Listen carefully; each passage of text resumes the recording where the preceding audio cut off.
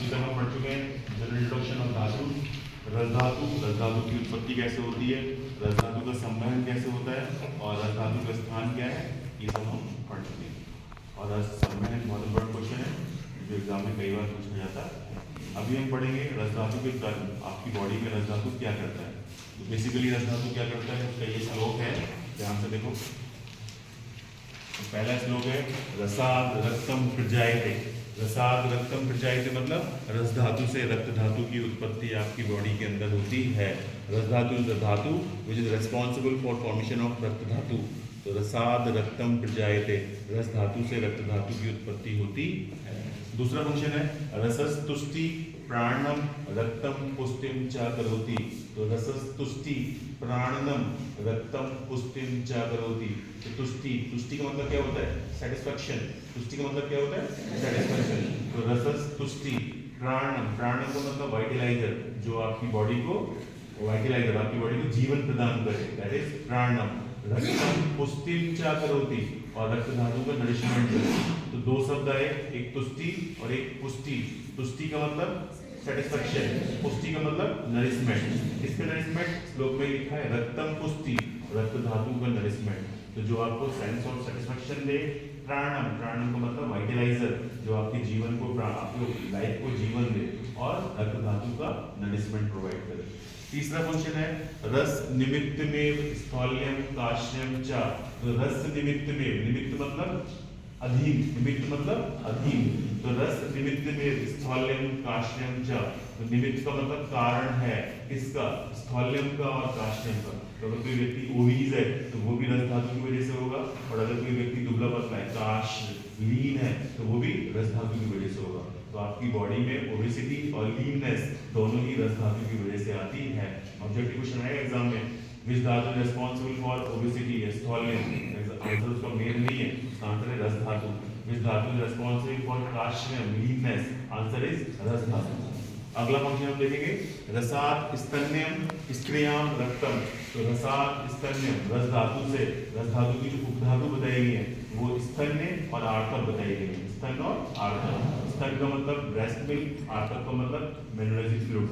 तो स्तन्य और आर्तक, आर्तक। तो रसात स्तन्यम, तो रस धातु से फीमेल्स में स्तन्य की उत्पत्ति होती है। स्त्रियाम रक्तम, स्त्रियाम रक्तम शब्द इज फॉर मेंस्ट्रुअल फ्लूइड के लिए। तो रस धातु से ब्रेस्ट मिल्क और मेंस्ट्रुअल फ्लूइड, या मेंस्ट्रुएशन की प्रोसेस जो है वो संपन्न होती है।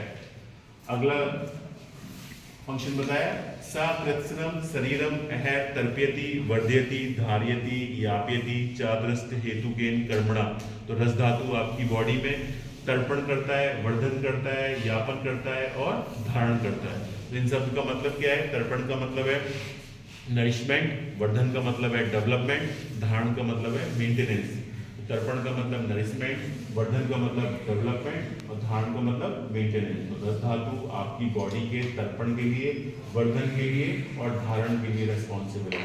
तर्पण, वर्धन और धारण। उसके बाद आया क्या, एक अगला श्लोक है सातु व्यानेन विच्छित्ता सर्वान धातून पितर्पेत। तो जो ये रस धातु है वो व्यान वायु की सहायता से पूरी बॉडी में घूमता रहता है और नरिशमेंट प्रोवाइड करता है। छोटे 6 श्लोक हैं, हो सकता है कि एग्जाम में श्लोक ना याद रहे, है ना। तो क्या करना है उसके लिए, ठीक है, देखिए अगले पेज पे व्हाट।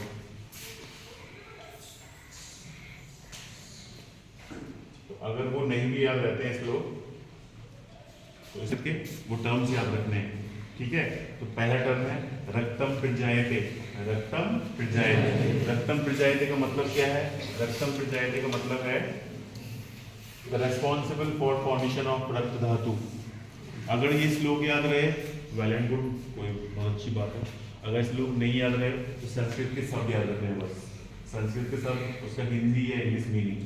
जैसे मैं बोल रहा हूँ रक्तम प्रजायते, तो संस्कृत शब्द इज रक्तम प्रजायते, ये याद रखना है। हिंदी या मीनिंग रक्त धातु का निर्माण होता है और it is responsible for formation of रक्त धातु। ये लिख सकते हैं ना, तो सिर्फ संस्कृत शब्द याद रखना है। तो संस्कृत शब्द फर्स्ट टर्म इज रक्तम प्रजायते, मतलब रक्त धातु का निर्माण होता है।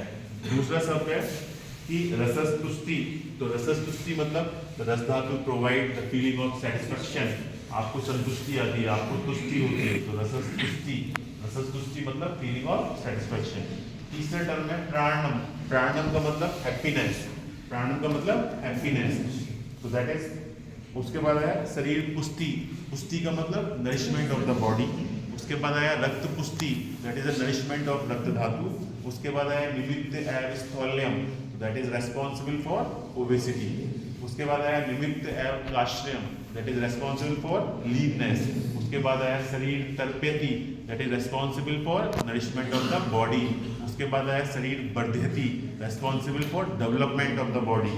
उसके बाद आया शरीर धारयति, responsible for sustenance of the body.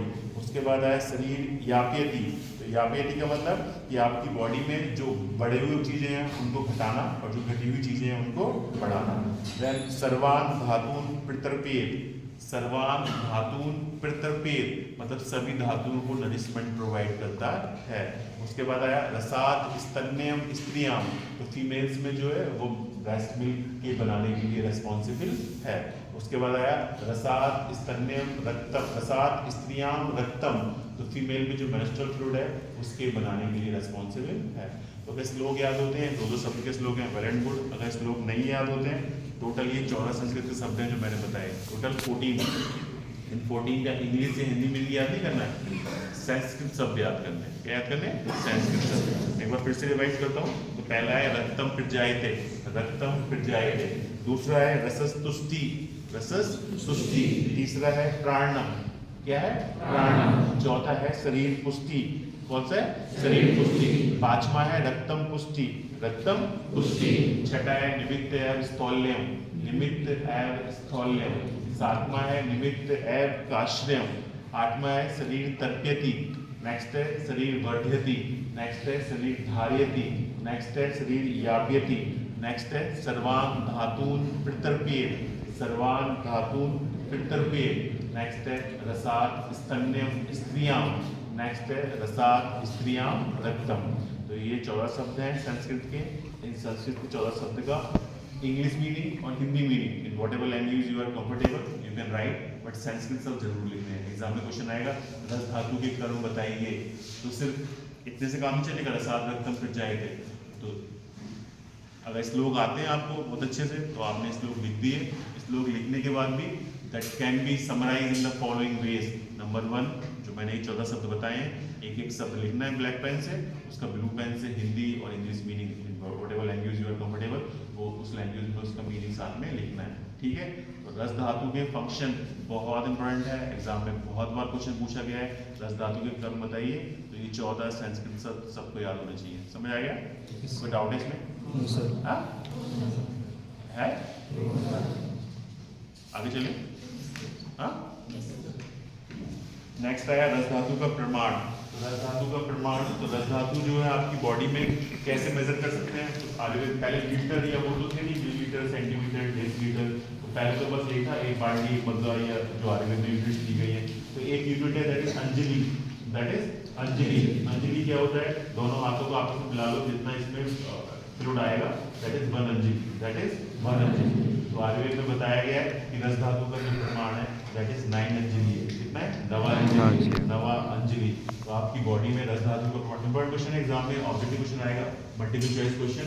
तो रस धातु का प्रमाण कितना बताया गया है? 9 अंजलि। कितना बताया गया है? 9 अंजलि। अगली क्लास में हम पढ़ेंगे रस 6 और रस वृद्धि, रस 6 और रस वृद्धि। कोई डाउट हो तो पूछ लो मुझसे।